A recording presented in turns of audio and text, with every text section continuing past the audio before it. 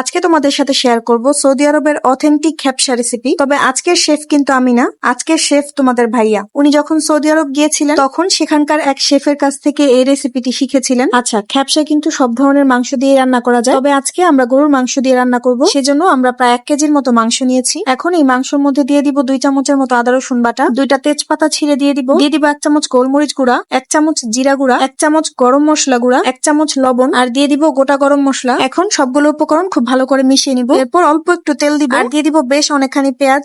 এরপর সবগুলো উপকরণ খুব ভালো করে আবার মিশিয়ে নিব। খ্যাপসাতে কিন্তু কোনো প্রকার তেল ইউজ হয় না, মাংসের সাথে যে তেলগুলো থাকে সেগুলো থেকে তেল উঠে যায়। তবে আমরা যে মাংসটা ইউজ করেছি সেখানে কোনো চর্বি ছিল না, সেজন্য আমরা অল্প একটু তেল ইউজ করেছি। সবগুলো মাখানোর পর 30 মিনিটের জন্য ম্যারিনেট করে রেখে দিব।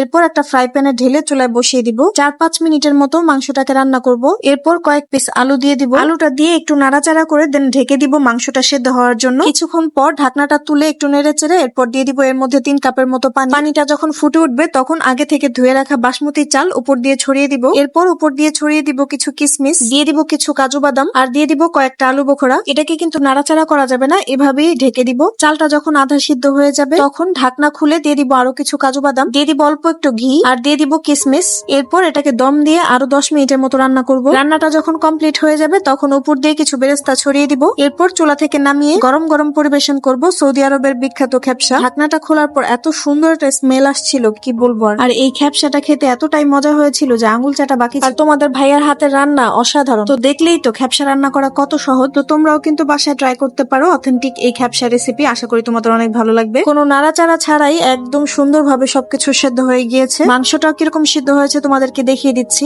আর আলুটাও খুব সুন্দরভাবে সিদ্ধ হয়ে গিয়েছে। এরকম আরো নতুন নতুন ভিডিও পেতে আমার চ্যানেলটি সাবস্ক্রাইব করে দিও আর পেজটিও ফলো করে দিও। আল্লাহ হাফেজ।